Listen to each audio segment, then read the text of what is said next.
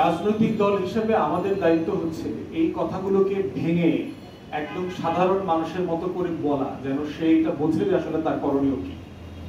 আমরা এর আগেও বলেছি, এখনো বলছি যে প্রথম কথা হচ্ছে যে এটা ইনভেস্টিগেশন করার দায়িত্বটা একটা কমিটি করা দরকার। এই ধরনের ঘটনা ঘটলে কি হয় দেখেন, আমরা তখন ইংল্যান্ডে পড়াশোনা করছি, হাউস অফ লর্ডসের কয়েকজন সদস্যের ব্যাপারে মানে অভিযোগ আসছে যে তারা তাদের যে খরচ আছে এই খরচের ভাউচারে অনেক ঝামেলা আছে এমপিদের।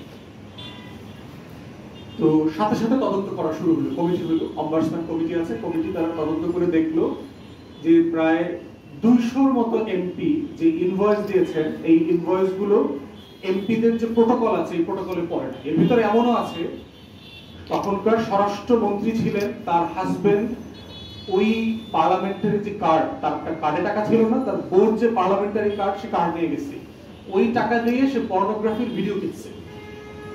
অম্বাসম্যান এটা কিন্তু খুঁজে পেয়েছে এবং ওই পার্লামেন্টের ইনভেস্টিগেশনের পরে দেখলাম যে লেবার পার্টি ক্ষমতায়, লেবার পার্টির 153 জন এমপি তার পদ হারাইছেন বিভিন্ন ভাবে। কেউ মন্ত্রিত্ব হারাইছেন, কেউ নমিনেশন পান নাই, কেউ রাজনীতি থেকে রিটায়ার করেছেন। এখন প্রশ্ন হচ্ছে এই কাজটা করবে তো রাষ্ট্র? এত বড় একটা লুটপাট হয়ে গেল, আপনি দেখেন একের পর এক হচ্ছে। প্রফেসর শিবলি রুবায়াত নিয়ে কোনো ইনভেস্টিগেশন নাই, বেনজির নিয়ে একটা কাণ্ড আসছে, কোনো ইনভেস্টিগেশন নাই। তারপরে হচ্ছে সাইফুজ্জামান, এই যে সাবেক মন্ত্রী ছিল, তার লুটপাট নিয়ে কোনো ইনভেস্টিগেশন নাই। একের পর এক হচ্ছে, দেখুন এদের কিনে কারোকে নিয়ে কোনো ইনভেস্টিগেশন হচ্ছে না। তো রাষ্ট্রের দায়িত্ব, রাষ্ট্র একটা ব্রিফিং পর্যন্ত করে নাই। দেখেন এই যে নিউজটা হয়ে গেল, কারণ সে সবাইকে বুয়েটার বান্দরবনে ব্যস্ত রাখছে। বান্দরবনে ওখানে আমার কয় টাকা খোয়া গেছে? 50 লাখ, 51 লাখ খোয়া গেছে। আর এখানে তার কত গুণ খোয়া গেছে? 33 লক্ষ মানুষের $11 বিলিয়ন খোয়া গেছে, 4টা পদ্মা সেতুর টাকা খোয়া গেছে। রাষ্ট্রের কোনো দায় নেই। এখন প্রশ্ন হচ্ছে ইনভেস্টিগেশনটা করবে কে? যে কয়জন মানুষ মানে নিঃস্ব হয়ে গেল, কয়জন মানুষ মানে আত্মহত্যা করলো, কয়জন মানুষের কমিটি কমিশন করতে হবে, পার্লামেন্টারি কমিশন বসবে ওপেন। এগুলো আমরা দেখেছি ব্রিটিশ পার্লামেন্টে, আমেরিকার কংগ্রেসে ওপেন কংগ্রেশনাল হিয়ারিং হয় বছরের পর বছর, মাসের পর মাস গিয়ে গিয়ে ওখানে বিনিয়োগকারীরা ওখানে এভিডেন্স দেয় যে আমি কোন দিন কত তারিখে কোন হাউসের মাধ্যমে কত টাকা বিনিয়োগ করে কতদিন পরে কত টাকা লস খাইছি। এগুলো বিখ্যাত মামলা আছে, বিখ্যাত প্রেসিডেন্টস আছে সারা দুনিয়াতে, কিন্তু এখানে নাই তো। আমাদের পার্লামেন্টের স্ট্যান্ডিং কমিটি, পার্লামেন্ট যেখানে নাই, একটা অবৈধ সরকার বসে আছে, দখলদারিত্ব সরকার। এগুলোর কাজ তো হচ্ছে স্ট্যান্ডিং কমিটিগুলো এখানে করা, আমাদের ফাইন্যান্সিয়াল স্ট্যান্ডিং কমিটি, আমাদের কমার্শিয়াল স্ট্যান্ডিং কমিটি, তারা এগুলো করবে। আমাদের স্বরাষ্ট্র মন্ত্রণালয়ের স্ট্যান্ডিং কমিটি দেখবে যে এটার ক্ষতি কি হচ্ছে। আমাদের হেলথ মিনিস্ট্রির স্ট্যান্ডিং কমিটি বুঝবে যে 33 লক্ষ মানুষের শারীরিক, মানসিক, আর্থিক যে ট্রমা, এই ট্রমার অ্যাসেসমেন্ট তো তারা করবে, করছে না তো। রাষ্ট্রের যা করণীয়, রাষ্ট্র তো তার কোনো কাজ করছে না। এই জন্য তো আমরা দখলদার রাষ্ট্র বলছি, রাষ্ট্র নাই তো। এই রাষ্ট্রটা তো আওয়ামী লীগ ভেঙে দিয়েছে, তার প্রত্যেকটা কাঠামো ভেঙে দিয়েছে। অতএব এই রাষ্ট্রকে ঠিকঠাক করার দায়িত্ব মানুষকে নিতে হবে। যদি আমরা এই জন্য তার রাষ্ট্রের কাছে কোনো কিছু দাবি করি না, করণীয় কি? করণীয় হচ্ছে আপনাকে আন্দোলন করতে হবে, আপনাকে লড়াই করতে হবে, এই দখলদারদের হাত থেকে রাষ্ট্রকে স্বাধীন করতে হবে। এছাড়া কোনো সমাধান নাই এটা।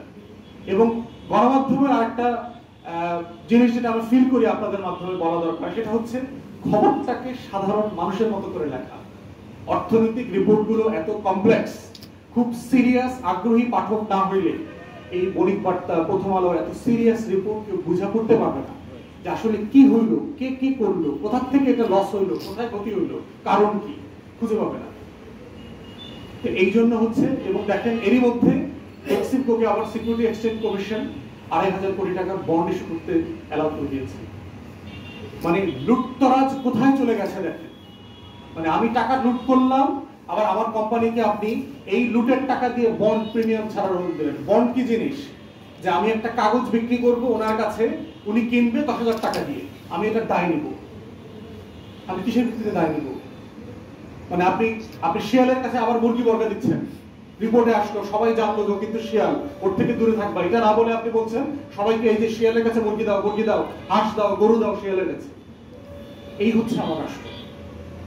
এবং কি বলতে চাচ্ছেন যে যারা অপরাধী তাদের বিচার না করে উল্টো তাদেরকে প্রণোদনা দেওয়া? হ্যাঁ, আলটিমেটলি তাই।